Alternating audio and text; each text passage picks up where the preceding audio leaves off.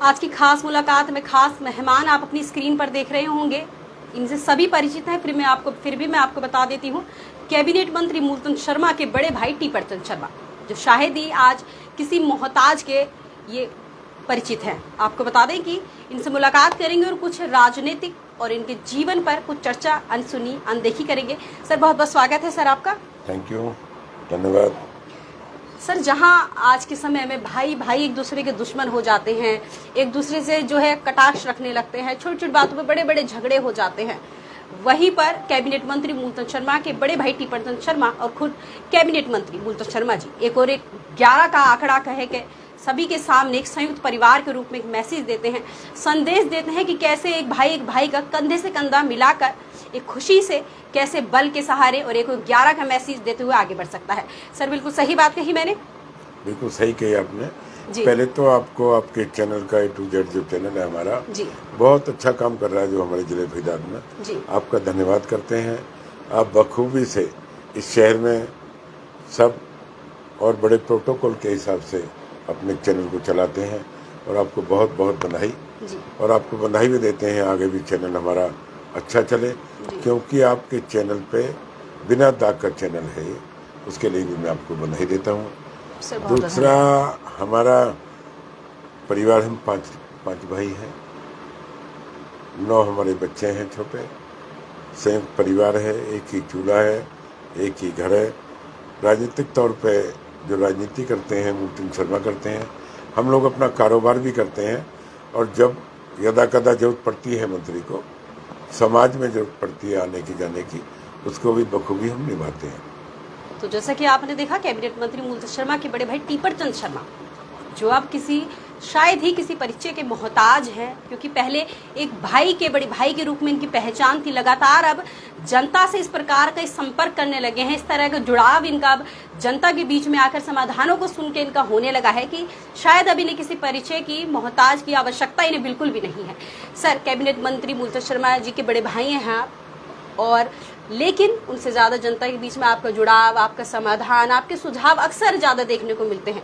तो सर, कैसा आपने अनुभव अपने आप में जो है महसूस किया? सर, मैंने तो ये महसूस किया है, मूलचंद शर्मा आप लोगों ने विधायक बनाया, मनोहर लाल जी देश के प्रधान मुख्यमंत्री बने, मोदी जी देश के प्रधानमंत्री बने, हमारे यहाँ के फरीदाबाद के कृष्णपाल गुर्जर जी जो सेंटर के मंत्री बने, और जब भी कोई जरूरत पड़ती है हमारी एज ए वर्कर के नाते, एक बड़े भाई के नाते, लोगों से मिलना जुलना, सुख दुख में जाना बड़ा अच्छा महसूस होता है।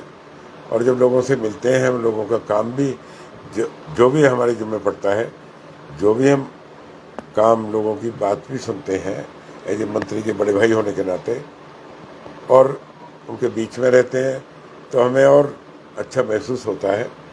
लोगों की बात करें, लोगों का काम निपटाएं, जो भी हमारी जिम्मेदारी लगती है, हम समाज के बीच में रहते हैं। सर, लगातार जनता के बीच में रहकर उनकी समाधान करना, उनकी समस्याओं का, उनके छोटे बड़े कार्यक्रम में जानकर उनको उत्साहवर्धन करना, उनकी समस्याओं को सुनकर समाधान करना, तो सर क्या लगता है आपको कि किस तरह का बदलाव अब आपके प्रति जो है जनता भी देखने को मिला? क्योंकि जनता का काफ़ी जो लगाव है टीपरचंद शर्मा जी से है, तो सर क्या लगता है सर आपको?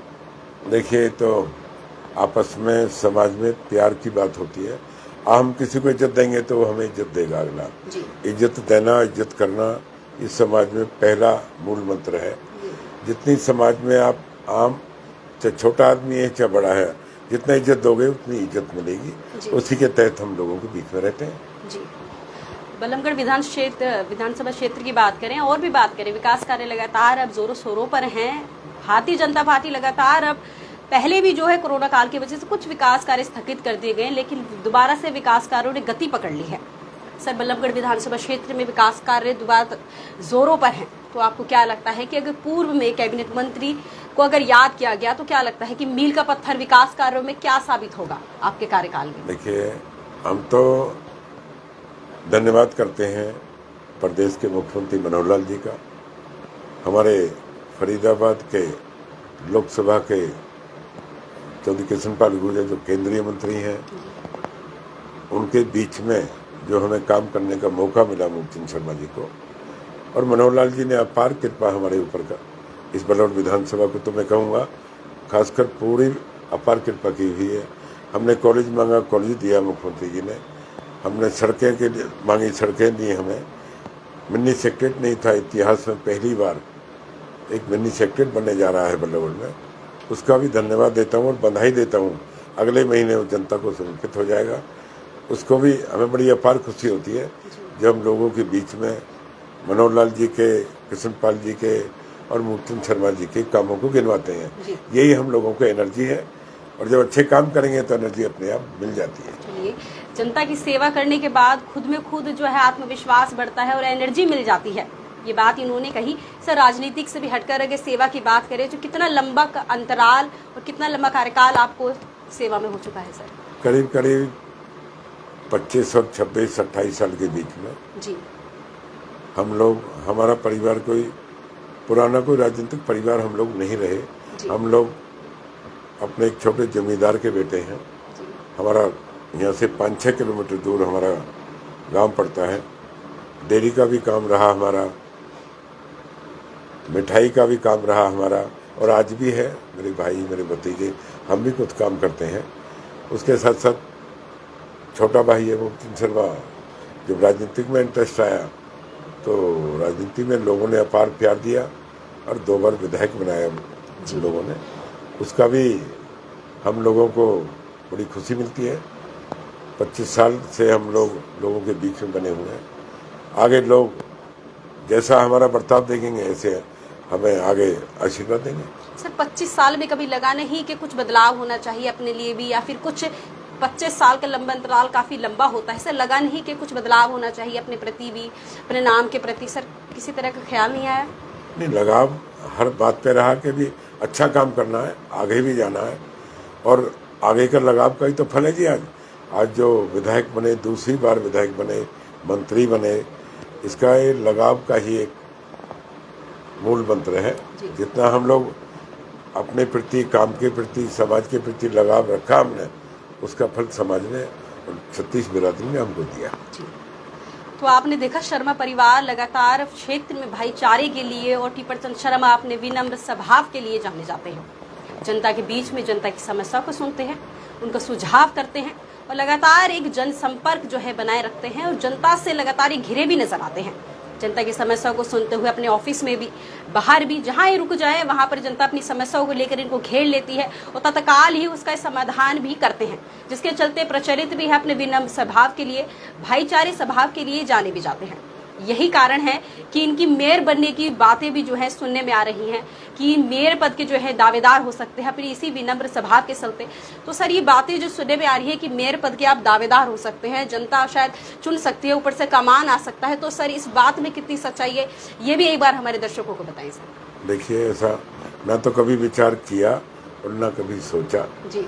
हमें तो जनता के बीच में काम करने का मौका जो मिला हुआ है, इसी को बखूबी निभाते रहेंगे। जो भी हमें जिम्मेदारी दे रखी है, मेयर की बात तो ना मैंने कभी की जी। और आगे अपने दिमाग में हमने तो कभी सोचा भी नहीं है जी। और जनता तो अपने भाइयों के लिए कुछ भी कह सकती है, जनता को रोक भी नहीं सकते, लेकिन मेयर के बारे में कभी हम सोच भी नहीं सकते। हमारा छोटा भाई हरियाणा का कैबिनेट मंत्री है। वो तो एक पहले से ही पद पर हैं। अगर पार्टी आपको कमान देती है, आपके प्यार को देखकर, आपके विश्वास को देखकर, क्योंकि काफी बातें सुनने में अभी आ रही है कि टीपर चंद शर्मा अगले मेयर पद के दावेदार उम्मीद के हो सकते हैं, तो सर इसको किस तरह से देखते हैं और किस तरह की सेवा, अगर जिम्मेदारी एक पद के साथ आपके कंधों पर चढ़ जाती है तो किस तरह से उनका निर्वहन करेंगे सर? नहीं, कभी सोचा भी नहीं है मेयर के बारे में। और एक घर में 2-2 राजनीतिक लोग नहीं होने चाहिए। समाज की सेवा कर सकते हैं हम, लेकिन इस तरह के 2-2 पद ना हमने सोचा है। और पार्टी का भी एक कानून है और पार्टी का भी अपना एक वसूल है, उस बारे में हम ना पार्टी से मांग सकते। और ये हमारा एक प्रोटोकॉल है बीजेपी के अंदर जी। बाप बेटा राजनीति नहीं करते, भाई भाई नहीं कर सकते। जो बीजेपी का प्रोटोकॉल है उसी सब से हम समाज की सेवा करेंगे। सर, अगर मिल गया और हो सकते हैं तो क्या इस चीज में आप संतुष्ट हैं? हामी भरेंगे आप?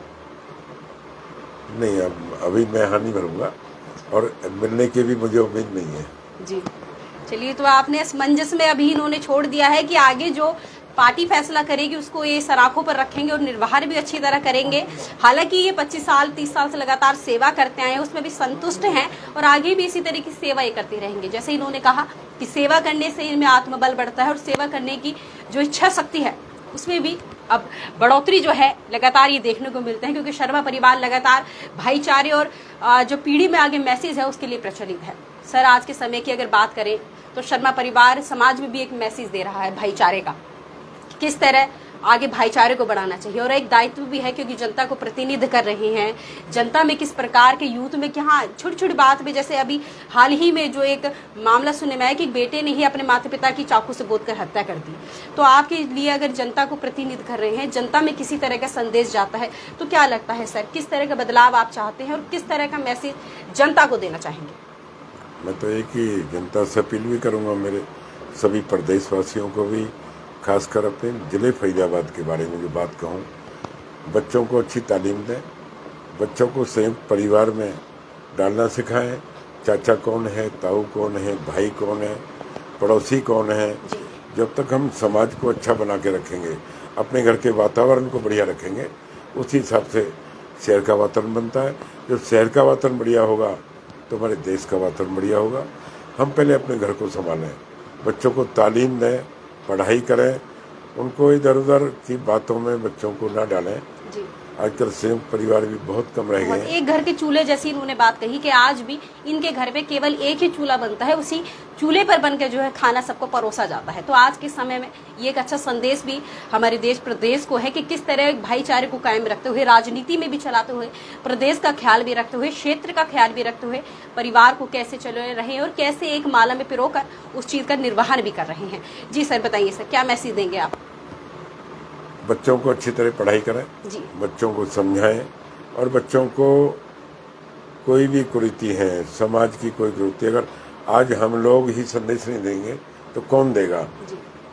पढ़ाई जितना पढ़ाएंगे हम बच्चों को, उतना ही शहर में उन्नति बढ़ेगी, घर में उन्नति बढ़ेगी। और ये फर्ज बनता है बेटी के लिए माँ का, बेटा के लिए बाप का। इस तरह के अगर हम संदेश, माँ बाप हमारे सब चीज़ का ध्यान रखेंगे तो ऑटोमेटिक घर अच्छा बनेगा। बेटी को जितना शिक्षा माँ दे देगी उतनी शिक्षा कोई और नहीं दे सकता। बेटे को जितनी शिक्षा बाप दे देगा और कोई बाहर का आदमी नहीं दे सकता। हमारा घर ठीक होगा तो पड़ोसी भी बहुत अच्छा रहेगा। पड़ोसी से कोई मैसेज देना चाहेंगे तो अपने घर से देंगे हम। कहते हैं ना, खरबूजे को देख के खरबूजा रंग बदलता है। जब घर अच्छा रहेगा तो पड़ोसी भी कहेगा इसके बच्चे कितने अच्छे हैं, जब बेटा कितना अच्छा है, सबको नमस्ते करता है, सबको सुबह से शाम तक सबकी इज्जत करता है। तो ये एक समाज को मैसेज है हमारा। सबका सम्मान करें, बुजुर्गों का सम्मान करें, अपने घर में अपने बुजुर्गों का, अपने चाचा ताऊओं का सम्मान करें। यही हमारा एक संदेश है। सर, एक राजनीति से जुड़ा मेरा सवाल है कि शारदा राउत और पूर्व विधायक दोबारा से कांग्रेस में अपने शामिल हो गई हैं, तो लगातार वो कैबिनेट मंत्री पर आरोप प्रत्यारोप करती नजर आती हैं। तो सर, इसको किस नज़रिए से देखते हैं कि लगातार वो आरोप लगाती नजर आती हैं? तो क्या कहना चाहेंगे सर? देखिए, हम ये तो आरोप प्रत्यारोप लोग लगाते रहेंगे। विपक्ष का आदमी आरोप नहीं लगाएगा तो बड़ाई थोड़ी करेगा हमारी।